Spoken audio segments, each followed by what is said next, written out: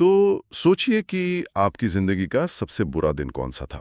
शायद जब आप किसी जरूरी मीटिंग के लिए लेट हो गए, या जब आपकी पसंदीदा टीम कोई फाइनल मैच हार गई। अब कल्पना कीजिए कि आप सुबह उठते हैं और आपको पता चलता है कि आपके घर पर बुलडोजर चलने वाला है। और जब आप इससे निपट ही रहे होते हैं, तभी आपका सबसे अच्छा दोस्त आकर बताता है कि अरे, घर को छोड़ो, पूरी पृथ्वी ही अगले कुछ मिनटों में नष्ट होने वाली है। और वजह वजह कोई एलियन हमला या कोई बड़ी जंग नहीं, बल्कि सिर्फ इसलिए कि पृथ्वी एक नए इंटरगैलेक्टिक हाईवे के रास्ते में आ रही है। डगलस एडम्स की the Hitchhiker's Guide to the Galaxy हमें इसी बेतुकी और मजेदार सिचुएशन में लाकर खड़ा कर देती है। बिल्कुल सही। हमारे पास इस किताब का जो सारांश है वो विज्ञान कथा और व्यंग का एक जबरदस्त मिश्रण है। तो आज हम यही समझने की कोशिश करेंगे कि ये किताब हंसाते हंसाते इतनी गहरी बातें कैसे कह जाती है। चलिए, आर्थर डेंट नाम के इस बेचारे इंसान की कहानी से शुरू करते हैं, जिसका दिन बहुत बहुत ही ज्यादा खराब होने वाला है। हाँ, आर्थर डेंट एक बिल्कुल आम अंग्रेज है। उसकी सबसे बड़ी चिंता ये है कि उसका घर तोड़ा जा रहा है। वो बुलडोजर के सामने लेटा हुआ है और यहीं पर एडम्स का जीनियस काम करना शुरू करता है। वो एक बहुत ही छोटी व्यक्तिगत समस्या को एक ब्रह्मांडीय समस्या के सामने रखकर दिखाता है। आपका घर टूटना बहुत बड़ी बात है, लेकिन जब पूरी पृथ्वी ही टूटने वाली हो तो फिर आपके घर का क्या मतलब रह जाता है। सही बात है। और ये काम करने वाले लोग भी कोई वॉरलॉर्ड्स नहीं है। ये है वोगॉन। स्रोत में इनके बारे में जो बताया गया है वो कमाल का है। ये बेरहम हैं, नौकरशाही हैं, और इनकी कविता दुनिया में तीसरे नंबर पर सबसे खराब मानी जाती है। एक ऐसा कॉम्बिनेशन है, विनाश और खराब कविता। यही तो सारा व्यंग्य छिपा है। एडम्स कह रहे हैं कि असली खतरा शायद उन लोगों से नहीं है जो बुरे हैं, बल्कि उन लोगों से जो नियमों का आंख बंद करके पालन करते हैं।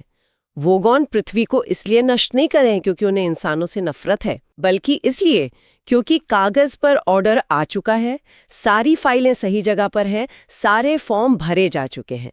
ये ब्रह्मांडीय स्तर पर दिखाई गई लाल फीताशाही है। ये उस एहसास पर कटाक्ष है जो हमें किसी सरकारी दफ्तर में जाकर होता है, जहां नियम इंसान से ज्यादा जरूरी हो जाता है। और उनकी कविता के बारे में क्या? मतलब उसे सुनना एक टॉर्चर की तरह क्यों बताया गया है? क्योंकि ये उनकी पहचान का हिस्सा है। वो कलात्मक रूप से इतने बुरे हैं कि उनकी रचनात्मकता भी एक हथियार बन जाती है। ये इस विचार पर एक मजाकिया टिप्पणी है कि कैसे बुरी कला सच में तकलीफदेह हो सकती है। लेकिन ज्यादा गहराई में देखें तो ये दिखाता है कि वोगॉन भावनाहीन है। उनमें न क्रूरता की भावना है, न कला की। वे सिर्फ प्रक्रिया का पालन करते हैं। इसी भगदड़ के बीच आर्थर का दोस्त फोर्ड प्रीफेक्ट उसे बचा लेता है। और यहीं पर कहानी का सबसे बड़ा राज खुलता है कि फोर्ड तो इंसान है ही नहीं। वो एक एलियन है जो the Hitchhiker's Guide to the Galaxy नाम की एक इलेक्ट्रॉनिक किताब के लिए रिसर्च कर रहा था। हाँ, और ये गाइड सिर्फ किताब नहीं बल्कि कहानी का एक जरूरी किरदार है। ये एक तरह का यूं समझ लीजिए विकिपीडिया है, लेकिन बहुत ज्यादा व्यंग्यात्मक और अक्सर गैर जरूरी सलाहों से भरा हुआ। इसकी सबसे मशहूर सलाह इसके कवर पर बड़े बड़े अक्षरों में लिखी है, डोंट पैनिक, घबराए नहीं। हाँ, घबराए नहीं। और ये दो शब्द मतलब इस पूरी कहानी का सार है। तो आर्थर और फोर्ड अब एक वोगॉन जहाज पर फंस गए हैं, जो अपने आप में एक भयानक स्थिति है। लेकिन वे सफर में ज्यादा देर अकेले नहीं रहते हैं ना। यहीं पर कहानी और भी ज्यादा अजीब हो जाती है। बिल्कुल। उन्हें संयोग से गैलेक्सी के राष्ट्रपति ज़ेफोर्ड बीबलब्रॉक्स द्वारा बचा लिया जाता है, जिसने हाल ही में गैलेक्सी का सबसे उन्नत अंतरिक्षयान हार्ट ऑफ गोल्ड चुराया है। और यहीं से कहानी के बाकी मजेदार किरदार हमसे जुड़ते हैं। ज़ेफोर्ड बीबलब्रॉक्स का किरदार तो कमाल का है। 2 सिर, 3 हाथ और घमंड की तो कोई सीमा ही नहीं। लेकिन मुझे हमेशा ये सवाल आया है, 2 सिर क्यों? क्या ये सिर्फ एक मजाकिया इमेज है या इसके पीछे कोई गहरा मतलब है? ये एक बेहतरीन सवाल है। एक स्तर पर तो ये सिर्फ बेतुकापन है जो कहानी के टोन से मेल खाता है, लेकिन गहराई में देखें तो ये उसकी दोहरी शख्सियत, उसके घमंड और दिखावे को दिखाता है। एक सिर दुनिया को दिखाने के लिए, दूसरा शायद अपने मतलब के लिए। अच्छा। ये नेताओं की पब्लिक और प्राइवेट इमेज पर एक कटाक्ष है। ज़ेफोर्ड राष्ट्रपति इसलिए नहीं है क्योंकि वो काबिल है, बल्कि इसलिए क्योंकि वो ध्यान खींचना जानता है। वो इस बात का प्रतीक है कि सत्ता अक्सर सबसे योग्य के पास नहीं, बल्कि सबसे ज्यादा आत्म प्रचार करने वाले के पास जाती है। और उनके साथ ट्रिलियन भी है, जो अब आर्थर के अलावा पृथ्वी की एकमात्र जिंदा इंसान है। और फिर आता है मेरा पसंदीदा किरदार, मार्विन द पैरानॉइड एंड्रॉयड। एक ऐसा रोबोट जिसके पास एक पूरे ग्रह जितना बड़ा दिमाग है, लेकिन वो दुनिया का सबसे दुखी और डिप्रेस्ड जीव है। मार्विन का किरदार शानदार है। वो टेक्नोलॉजी और बुद्धिमत्ता पर एक बहुत गहरी टिप्पणी है। हम सोचते हैं कि अगर हमारे पास सारी जानकारी हो, सारा ज्ञान हो, तो हम कितने खुश होंगे। मार्विन इस विचार को पूरी तरह तोड़ देता है। उसे ब्रह्मांड के सारे रहस्य पता है और इसी ज्ञान ने उसे पूरी तरह से निराश कर दिया है। वो कहता है, Here I am, brain the size of a planet, and they ask me to take you to the bridge. Call that job satisfaction? 'Cause I don't. जब मैंने पहली बार मार्विन के बारे में पढ़ा था तो मुझे वो बहुत मजेदार लगा, लेकिन अब लगता है कि वो शायद कहानी का सबसे दुखद किरदार है। क्या ऐसा है कि हद से ज्यादा ज्ञान खुशी छीन लेता है? ये कहानी यही सवाल उठाती है। मार्विन एक ट्रैजिक फिगर है। वो इतना बुद्धिमान है कि उसे हर चीज का नतीजा पहले से पता होता है और वो हमेशा ही निराशाजनक होता है।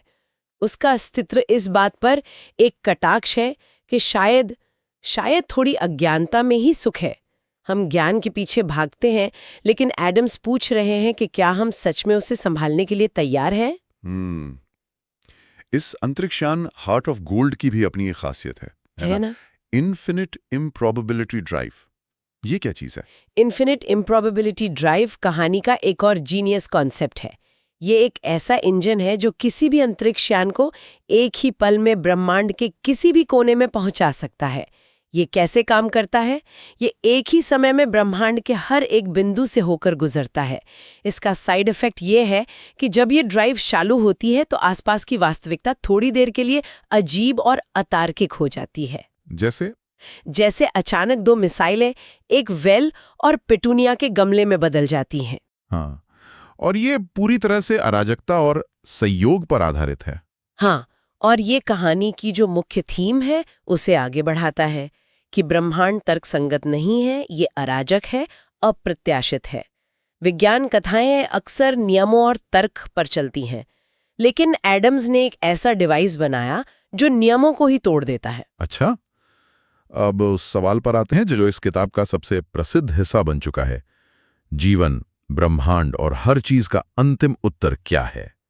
ये एक ऐसा सवाल है जिसे हम शायद सदियों से पूछ रहे हैं। सही कहा।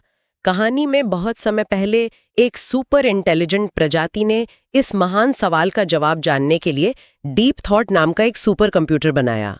उस कंप्यूटर ने जवाब की गणना करने में 7.5 मिलियन साल लगा दिए। 7.5 मिलियन साल।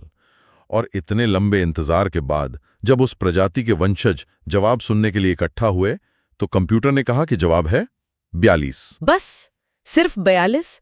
कोई बड़ी दार्शनिक बात नहीं, कोई गुप्त सूत्र नहीं, सिर्फ एक संख्या। सब लोग हैरान, परेशान। और यहां एडम सिर्फ एक मजाक नहीं कर रहे हैं ना, वो हमारे सदियों पुराने जीवन का अर्थ क्या है वाले सवाल पर ही सवाल उठा रहे हैं। बिल्कुल। उनका कहना है कि शायद ये सवाल ही गलत है। हम एक आसान जवाब की तलाश में हैं, जबकि हमें ये भी नहीं पता कि हम असल में पूछ क्या रहे हैं। जब लोगों ने कंप्यूटर से शिकायत की तो डीप थॉट ने कहा, समस्या जवाब में नहीं है, समस्या ये है कि आप लोग जानते ही नहीं कि असल सवाल क्या है। ये इस पूरी कवायद के बेतुकेपन को दिखाता है। अच्छा, तो मतलब जवाब को समझने के लिए पहले सही सवाल का पता होना जरूरी है। ये तो बहुत गहरी बात है। हाँ, ये हमें सोचने पर मजबूर करता है कि क्या हम सही सवाल पूछ रहे हैं या सिर्फ आसान जवाबों के पीछे भाग रहे हैं। कहानी बताती है कि शायद जीवन का उद्देश्य कोई एक जवाब खोजना नहीं, बल्कि सही सवाल खोजना है, और ये यात्रा जवाब से ज्यादा महत्वपूर्ण हो सकती है। कंप्यूटर ने यह भी बताया कि उस अंतिम सवाल को खोजने के लिए एक और भी ज्यादा शक्तिशाली कंप्यूटर बनाना पड़ेगा, और वो कंप्यूटर था पृथ्वी ग्रह। क्या मतलब पूरी पृथ्वी एक कंप्यूटर प्रोग्राम थी? हाँ, पृथ्वी को असल में उस सवाल की गणना करने के लिए बनाया गया था जिसका जवाब 42 है, और ये प्रोग्राम पूरा होने से बस 5 मिनट पहले ही वॉगन ने उसे नष्ट कर दिया। अरे हाँ, ये कहानी का सबसे बड़ा आयरनी है। तो इन सब का क्या मतलब निकलता है? इस बेतुकी यात्रा, अजीब किरदारों और 42 जैसे जवाब का सार क्या है? स्रोत के अनुसार ये किताब बताती है कि ब्रह्मांड हमारी कल्पना से कहीं ज्यादा विशाल, पुराना और हमारे प्रति पूरी तरह से उदासीन है, और इंसान खुद को जितना महत्वपूर्ण समझता है उतना है नहीं। सही बात है। ये दर्शन, हास्य और कल्पना का एक ऐसा मिश्रण है जो हमें सिखाता है कि अनिश्चितता और अराजकता में भी हंसी मजाक खोजा जा सकता है। आर्थर डेंट की पूरी यात्रा अप्रत्याशित घटनाओं से भरी है, लेकिन वो किसी तरह उसमें आगे बढ़ता जाता है। संदेश शायद यही है कि चीजों को बहुत ज्यादा गंभीरता से नहीं लेना चाहिए।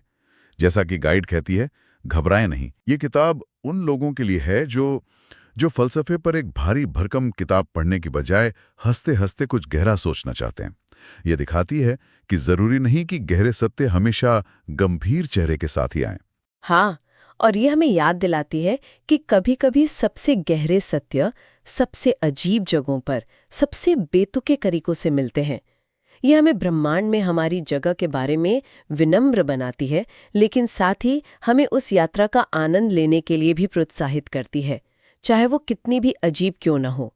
आज हमने the Hitchhiker's Guide to the Galaxy के सारांश के जरिए आर्थर डेंट की अविश्वसनीय यात्रा को समझा।